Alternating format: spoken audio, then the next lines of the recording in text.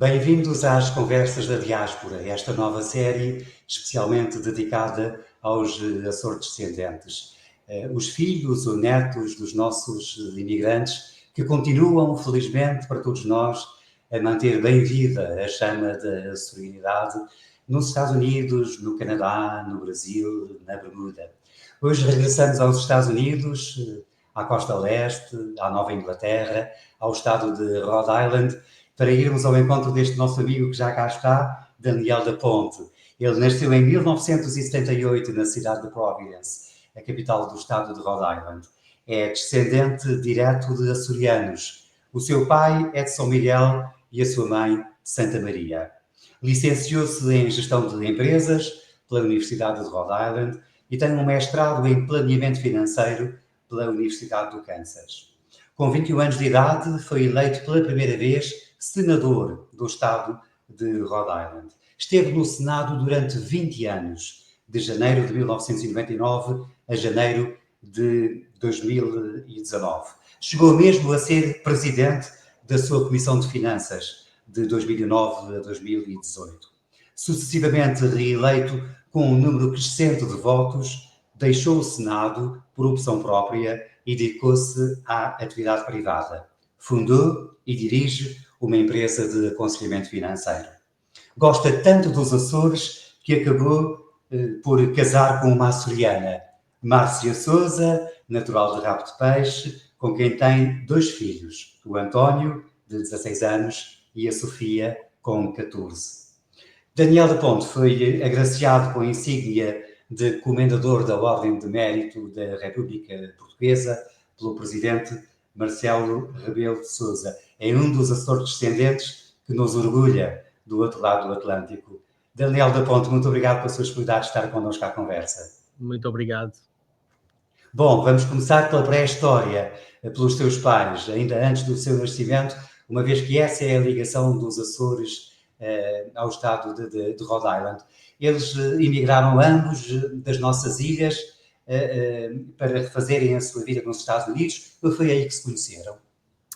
Sim, foi aqui que se conheceram. O meu pai saiu de São Miguel, de Rabo de Peixe, com 16 anos de idade, 2 ou 3 anos antes dele partir para os Estados Unidos. Os pais dele já tinham emigrado para os Estados Unidos, portanto, ele ficou o mais velho a cuidar de mais 3 irmãos pequenos com uma tia, em circunstâncias bastante difíceis. Minha mãe veio mais nova, ela veio para os Estados Unidos com 7 anos, passando um ano primeiro no Canadá.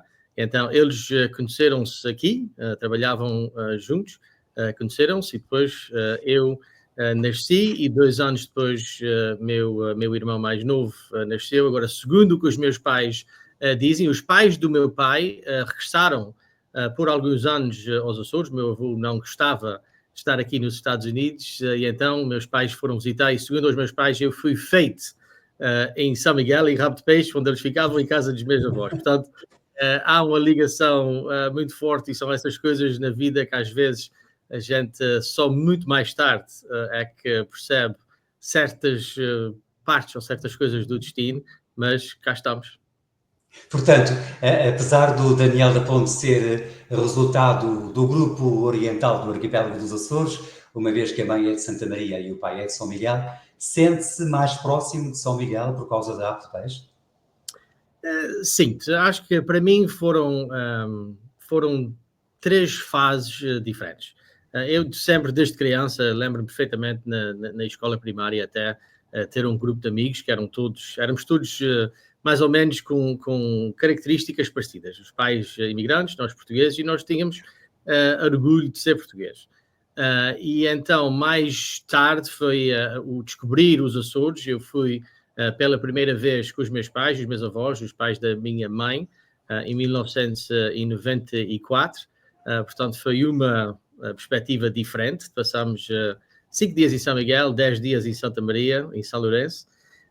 E depois, mais tarde, quando eu entrei na política, tinha ido algumas outras vezes, mas quando entrei na política foi conhecer os Açores de uma forma e de uma dimensão completamente diferente. E depois, claro, conhecendo a minha esposa Márcia, durante uma das minhas visitas, quando fui a São Miguel, quando Rabo de Peixe foi levado à vila, foi convidado, um dos convidados na comitiva que foi aqui dos Estados Unidos. Então, a partir daí é que a minha relação com os Açores e também com Portugal mudou completamente, e apesar de não ter nascido aí, eu acho que do tempo e as vezes que já fui aos Açores, especialmente a São Miguel e também a Portugal continental, não nasci aí, mas muitas das vezes sinto-me de uma certa forma como se fosse até imigrante. Tem muito a ver com a sua educação. Os seus pais transmitiram-lhe essa maneira açoriana de sermos. Desde logo a língua portuguesa, fala muitíssimo bem, como se tivesse nascido e vivido a vida inteira em Portugal. Sentiu vantagem nessa aprendizagem portuguesa e açoriana, desde o berço, desde criança, passou também pela escola portuguesa, integrou-se desde cedo na comunidade portuguesa? Desde cedo, foi mais através da nossa paróquia. Pertencemos à paróquia de São Francisco Xavier, que é uma paróquia portuguesa, açoriana, Em East também Providence. Providence, também grande, que ao longo dos anos os nossos eleitos municipais, senadores, representativos, pronto, muitos deles também paroquianos da mesma paróquia, mas também muito envolvidos e apoiar as atividades da paróquia, desde a festa anual, a jantares da angariação de fundos. Portanto, e eu, desde criança, não só através disso, junto do meu pai e da minha mãe, mas também pertencendo ao grupo de jovens, foi aí que eu tive a primeira oportunidade de ver, não tanto a parte política, mas mais a parte comunitária, a parte cívica, onde eu apreciava e gostei e gosto mesmo da parte pessoal que os eleitos ajudavam as pessoas a tentar resolver problemas, mas também, de uma certa forma, continuar a preservar as nossas tradições, a nossa cultura, que para um político que representa todos, nem é sempre assim, nem é sempre fácil, porque temos que representar todos, mas também aprendi muito cedo que se nós não agarramos à nossa cultura, à nossa língua, às nossas tradições, mais cedo ou mais tarde vamos pelo mesmo caminho que os outros grupos étnicos que têm o seu orgulho, mas há muitas tradições que infelizmente já não se fazem nem se celebram. A primeira vez que visitou as suas raízes, que conheceu a terra dos seus pais, foi já relativamente tarde, por volta dos 26 anos de idade. Depois de ter passado toda a sua infância e adolescência a crescer imbuído desse espírito açoriano, o que é que sentiu quando pela primeira vez pisou solo micaelense? Eu acho que é o sentimento e cair um pouco na realidade de é aqui onde tudo começou. E na minha vida, no meu caso pessoal, foi onde dei uma volta de 180 graus, voltando a conhecer a minha esposa, o nosso filho também, o António, por diferentes motivos, acabou por nascer também em São Miguel, foi para os Estados Unidos com 2 meses e meio. Portanto, como nós dizemos em inglês, life comes full circle. E então eu acredito que no meu caso foi muito, muito disso. E é bom ver os Açores, Portugal, mas claro que temos sempre um carinho especial para os Açores e para São Miguel e Santa Maria, no meu caso, mas é bom ver hoje em dia com a flexibilidade de trabalho, de telecomunicações, de transportes, é bom ver que finalmente não só nós, descendentes e açorianos, que podem aproveitar tudo que os Açores têm para oferecer, mas também agora o mundo inteiro. Até porque já vimos que lá em casa ficou 50-50. São 2 nascidos nos Estados Unidos e 2 nascidos em Rabo de Peixe. E, portanto, é natural que tenham o coração dividido nas duas margens do Rio Atlântico, como diria o nosso comum amigo, o professor Onésimo Tom de Almeida. Bom, como é que foi a sua juventude nos Estados Unidos? Um jovem norte-americano, integrado na comunidade portuguesa. Porquê a opção pelas finanças, o bacharelato em gestão de empresas, o mestrado em planeamento financeiro? Era uma vocação inata, vinha desde criança essa vontade de lidar com os números? É um bocadinho interessante, porque eu, apesar de fazer o que eu faço a nível profissional, eu nunca fui, pode ter mudado um bocadinho agora, mas eu nunca fui de fazer grandes planos. Portanto, desde criança, desde os 5 anos, comecei a jogar hóquei no gelo e joguei sempre até terminar o liceu. E estudei nas escolas públicas aqui da cidade, mas na altura o nono ano ainda fazia parte da secundária, não fazia parte do high school, e então eu optei por ir para uma escola, um liceu católico, La Salle Academy, onde também joguei hockey lá. Também na escola secundária, no middle school, também aprendi a tocar um instrumento, portanto toquei trompete, e então fiz parte de uma das nossas liras filarmónicas aqui durante alguns anos, que quando foi a Lira de São Francisco Xavier, quando foi fundada em 1994, se não me engano. E então a minha juventude foi essa, portanto eu tive o privilégio de viver o que é ser criado numa casa açoriana e portuguesa, mas ao mesmo tempo, através das oportunidades que eu tive nas escolas, também conhecer outras culturas, conhecer muita coisa que, se não fosse através de alguns dos meus amigos, portanto, o meu melhor amigo, por acaso, é italiano, e então aprendi, consegui, fiz muito e continuamos a fazer muito hoje em dia, e então é também um pouco disso que nós tentamos passar aos nossos filhos, é exatamente isso, é tentar, nós queremos dar sempre mais oportunidades daquelas que nós tivemos e também fomos teenagers um dia, e então é tentar reforçar sempre a eles e com eles que há oportunidades que nós temos que reconhecer e conhecer e tentar aproveitar o máximo, porque, como eu digo sempre, o tempo não espera por ninguém. Como é que eu entrei no ramo de finanças? Quando eu estava na universidade, eu sempre tive um toque e um interesse na bolsa, em investir, e quando eu fui eleito, ainda me faltava 1 ano e meio para terminar a universidade. E então, quando terminei, eu precisava de inverter numa profissão que desse alguma flexibilidade de horário.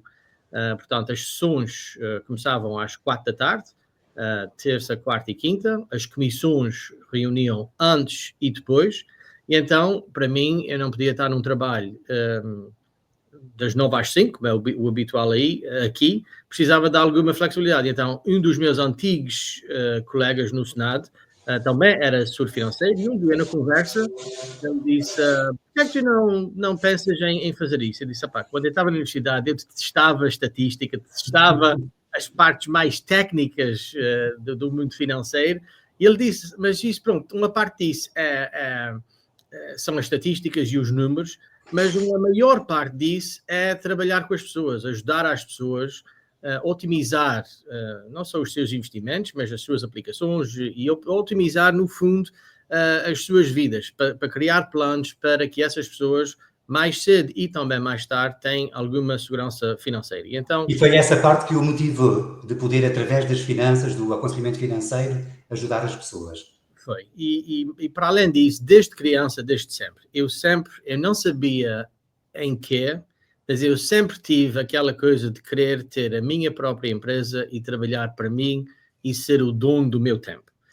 E então, quando eu comecei a trabalhar na UBS, que é uma das maiores firmas financeiras do mundo, tive lá 4 anos, mas também o modelo era que nós tínhamos que arranjar as nossas próprias carteiras de clientes. Então, portanto, apesar de trabalhar com uma firma, foi sempre um modelo mais independente do que não, e pronto, a partir daí fui... E foi uma boa escola. Foi.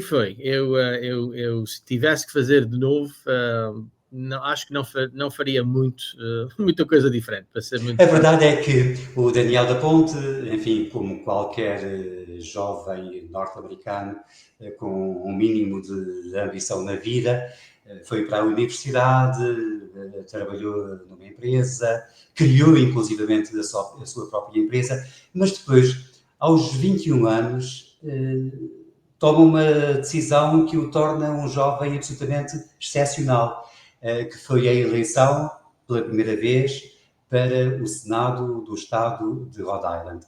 Tornou-se, aliás, tanto quanto sei, o senador mais jovem da história do Senado de Rhode Island. Como é que um jovem de 21 anos, filho de portugueses, toma a decisão de se candidatar ao Senado e ganha logo à primeira? Foi uma combinação de consequências. Uma delas foi o meu antecessor, Paulo Tavares, que também é assessor descendente da Vila Franca.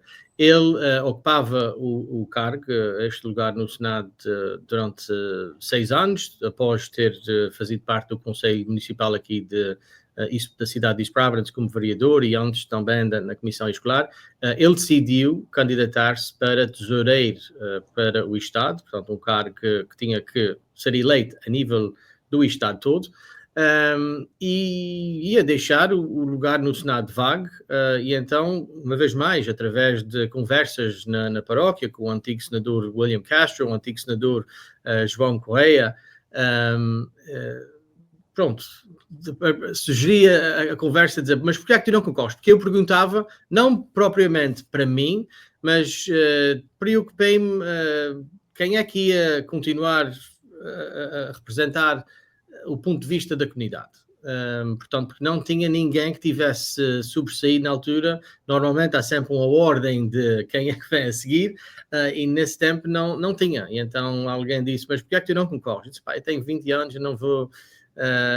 e depois eu refleti, falei com os meus pais, falei com mais algumas pessoas, e eu depois pensei para mim, pá, o pior que pode acontecer é não ganhar, mas de qualquer forma vou conhecer muita gente, vai ser uma experiência fantástica, mas o mais importante é que vou aprender muito. Portanto, se eu não ganhar, a vida continua, portanto, isso é assim mesmo, e acho que nós tive a felicidade de ter vencido, porque tive muito apoio da comunidade, muito apoio de pessoas que podiam não me conhecer, mas conheciam as pessoas que estavam a apoiar, e então foi aquela, pá, se Flantal está a apoiar a campanha e a candidatura, é por algum bom motivo. E então foi isso, e depois da primeira foram mais 9 É verdade. eleições.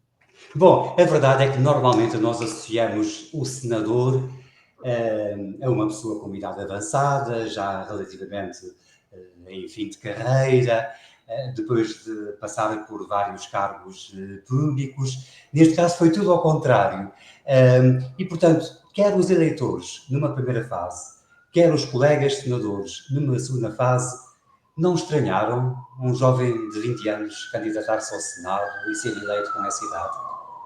Eu acho que os eleitores, alguns dos eleitores, mais do que colegas, estranharam. Portanto, um dos meus colegas foi eleito também umas semanas mais novo do que eu, mais velho do que eu, 2 anos antes. Portanto, eu não fui, quer dizer, na altura foi o mais jovem que foi eleito, mas já tinham, alguns jovens tinham sido eleitos em algumas eleições antes. Portanto, uma das coisas que eu tenho que dizer de todos os meus colegas com quem eu fiz parte do Senado durante 20 anos, nunca ninguém,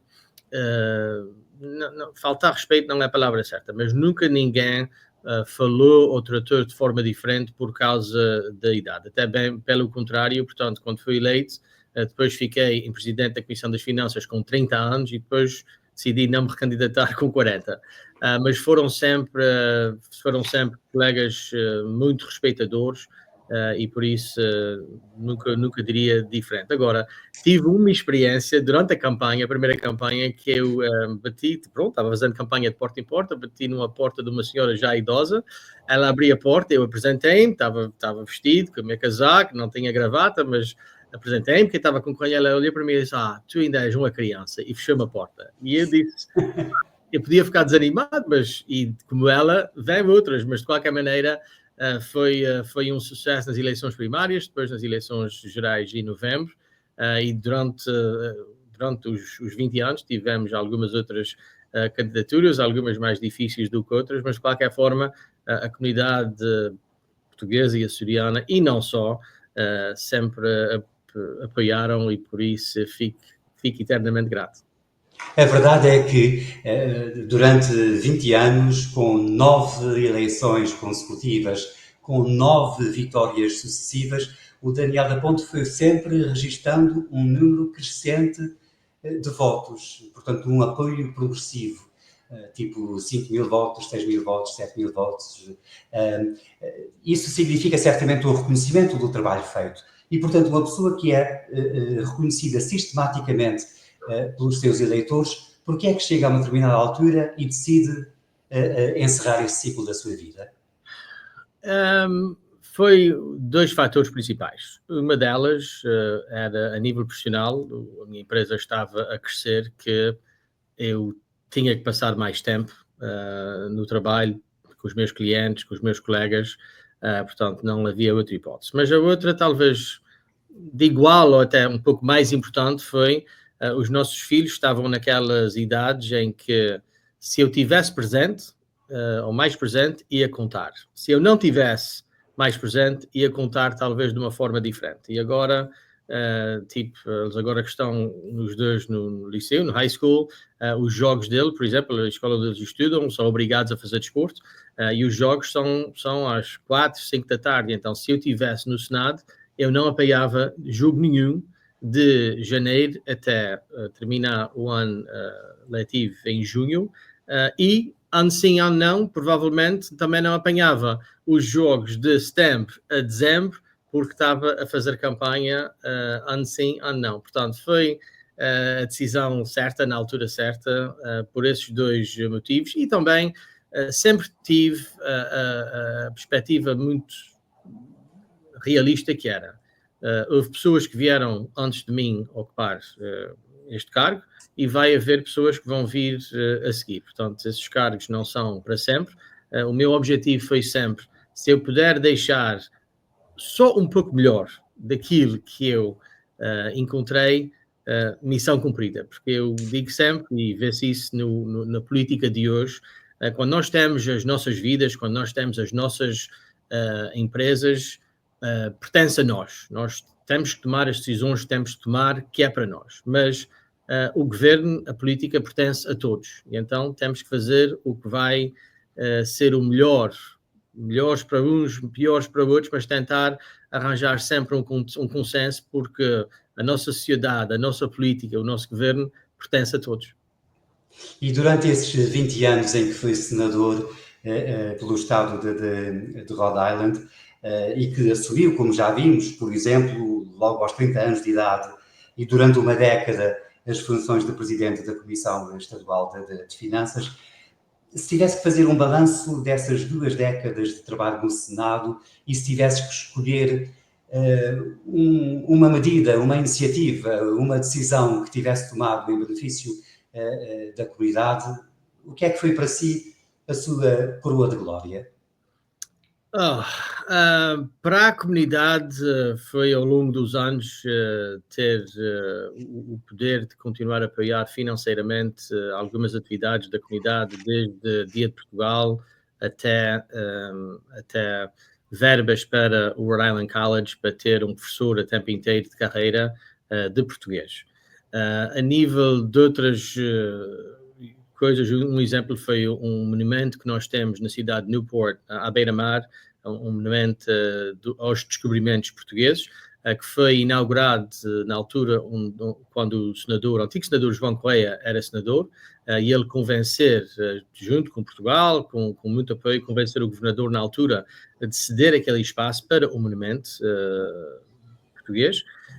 E ao longo dos anos, ao longo das décadas, por causa do material, continuou a ficar cada vez mais degradado, e então chegou ao ponto que o Estado dizia: essas pedras acabam por ser um perigo, ou vai ter que se remodelar, ou nós vamos ter que acabar com isso. Então calhou na altura, quando eu era Presidente das Finanças, no primeiro ano, eu e o meu antigo homólogo, não era português, mas éramos mesmo bastante amigos, e logo a seguir, depois dele, foi o luso e açur-descendente deputado Helio Mello, também presidente da Comissão das Finanças da Câmara de Representativos. Então, ao longo de 3 anos fiscais, nós conseguimos $1 milhão para remodelar, e dessa vez material que não vai repetir o que aconteceu da primeira vez. Portanto, eu acho que talvez em termos da comunidade foi pelo menos uma iniciativa que vai durar, esperamos, para sempre. Os outros dois assuntos foi grandes reformas que nós fizemos no nosso sistema tributário. Nós tínhamos tanto para as empresas como também para as famílias e os particulares um sistema que estava completamente desenquadrado para a realidade que nós temos e então o Estado estava a sofrer sem necessidade, porque tínhamos uma taxa, por exemplo, muito alta, mas ninguém pagava porque havia 80 e tal de deduções e descontos que depois de aproveitar, pessoas pagavam valores e taxas razoáveis. Então, foi uma grande luta, mas reestruturámos e então fez com que uma das maiores firmas financeiras do mundo, Fidelity Investments, até na altura mudou, acho que foram 3.000 postos de trabalho de Massachusetts para Rhode Island, por causa dessa reforma que nós fizemos. Agora, estamos numa situação também mais difícil financeiramente por causa do que acontece em Washington. Vamos ver o que é que vai ser feito, mas a realidade hoje também é diferente. Nós estamos num mundo cada vez mais móvel, as pessoas com teletrabalho, com muito mais poder de escolha, e então eu acho que para qualquer Estado é uma situação mais delicada, porque as pessoas podem mesmo tomar decisões, as empresas podem tomar decisões, então é preciso ter muito mais cautela para não prejudicar. Nós queremos arranjar soluções, mas é preciso não ir muito além, que depois vamos acabar por ser prejudicados. Deixou, portanto, a sua marca durante esses 20 anos ao serviço do Senado de Rhode Island. E enquanto senador e depois de senador, manteve sempre uma ligação muito próxima com a comunidade portuguesa do estado de Rhode Island e, em especial, da sua cidade de East Providence. Recorde-nos aqui alguns exemplos concretos de envolvimento direto no âmbito do movimento associativo da comunidade portuguesa que teve. Ao longo dos anos, o mais recente, eu digo que agora sou o primeiro dame das grandes festas, presidente das grandes festas da Nova Inglaterra nos próximos 2 anos, portanto, e até no mandato anterior do antigo presidente, o Sr. Bert Silva e a sua esposa, nós também colaboramos e ajudamos, mas tentamos ajudar de outra forma. Eu tento ajudar de outra forma. Uma das coisas que eu fiz quando a iniciativa que eu tomei quando saí da política foi, através da nossa firma, Access Wealth Partners, criar um programa, um plano em que nós separamos 1% das nossas receitas brutas para dar novamente à comunidade, dar novamente a projetos em que as pessoas estão mesmo a trabalhar de raiz. Portanto, não é... Pronto, às vezes também damos às grandes entidades que estão a fazer também um trabalho maravilhoso, mas bancos alimentares, apoio para crianças que podem não ter meios, os pais não podem mandar para um campo de férias, por exemplo, ou para fazer aulas de português numa das nossas escolas comunitárias. Portanto, é uma forma de continuar a dar para trás e apoiar a comunidade, às vezes mais visível, outras vezes muito mais pela calada, que é o que eu prefiro, mas de qualquer maneira eu sinto profundamente que se nós temos oportunidades, e eu, graças a Deus, tenho tido muitas oportunidades, também temos o dever de dar oportunidades e fazer com que haja oportunidades para os outros. E justamente em reconhecimento desse envolvimento que teve e tem tido junto da comunidade portuguesa, foi agraciado pelo Presidente da República como Comendador da Ordem de Mérito da República Portuguesa. Isso teve para si um significado especial de reconhecimento pelo trabalho feito? Tem sempre um significado, mas eu sempre digo que o que eu tenho feito, o que eu faço, não é só por mim. Faço o que faço por causa dos outros. Nós fizemos o que fizemos na nossa firma por causa dos nossos clientes. Eu fiz o que fiz na política por causa dos meus apoiantes e amigos. Portanto, de qualquer forma que não se pode escolher todos quando são esses reconhecimentos, mas eu tenho sempre a presença de espírito de saber perfeitamente quando recebo o que quer que seja, também recebo em nome daqueles que ajudaram e abriram as portas para poder fazer o que eu faço. Vamos terminar com uma questão de caráter mais pessoal. Já se disse que o Daniel da Ponte, então senador, veio aos Açores cativar a sua noiva, a futura mulher, a atual mulher, a Márcia Sousa da Ponte. Quando iniciaram a vossa vida conjunta aí no estado de Rhode Island, a Márcia era a mulher do senador. Entretanto, ela foi vice-cônsul de Portugal em Providence, foi e é conselheira da diáspora açoriana, conselheira das comunidades portuguesas, agora presidente das grandes festas do Espírito Santo da Nova Inglaterra. Ela deixou de ser a mulher do senador e agora o Daniel é o marido da Márcia. Com todo o gosto. Sente orgulho no percurso rápido e significativo que ela fez, não é? Sinto e nós sentimos. Quem conhece a Márcia sabe que ela não fica quieta muito tempo. Nós tivemos o privilégio na altura, como eu disse, o António nasceu e veio para cá com 2 meses, portanto a Márcia conseguiu os primeiros 2 anos ser mãe.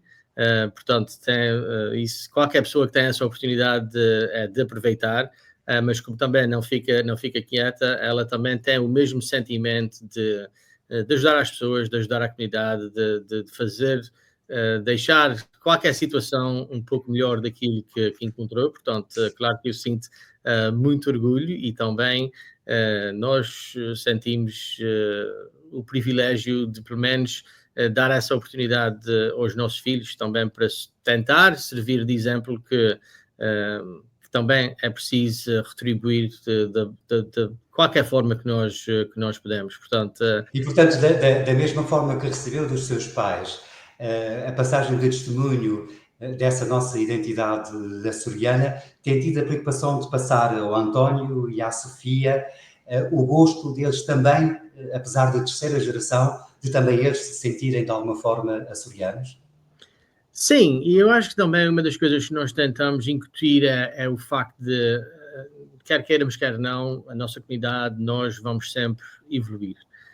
E então é também ensinar a eles que algumas das coisas que nós fizemos agora eram feitas de forma diferente e eles também têm que começar a pensar da forma como vão poder melhorar e fazer diferente quando nós tivermos uma comunidade que vai ser um pouco diferente, a maneira que os nossos avós e pais também vão desaparecendo, mas é importante, eu digo sempre,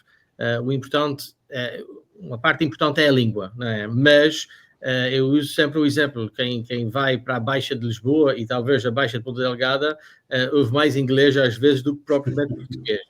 Portanto, a língua é importantíssima, mas o que é mais importante é mesmo o caráter da nossa cultura, o caráter de tudo aquilo que faz, que é o tecido das nossas vidas. E então, a tentar também que eles percebem-se que depende deles para manter e também para evoluir. E ainda bem que assim é. Vocês são uma família linda, um bom exemplo de açorianidade de sucessivas gerações no coração da Nova Inglaterra. Daniel da Ponte, que assim continue sempre, para si e para os seus, tudo de bom, e muito obrigado por esta nossa interessante conversa. Muito obrigado. Um grande abraço para esse outro lado do Atlântico e cá estaremos daqui a 2 semanas, como habitualmente, através das redes sociais da Direção Regional das Comunidades, a conhecer outro bom exemplo de um Açor-descendente que nos orgulha nos Estados Unidos, ou no Canadá, ou no Brasil, ou na Bermuda. Contamos sempre com a sua companhia também. Espero que se mantenha desse lado connosco. Obrigado pela sua atenção.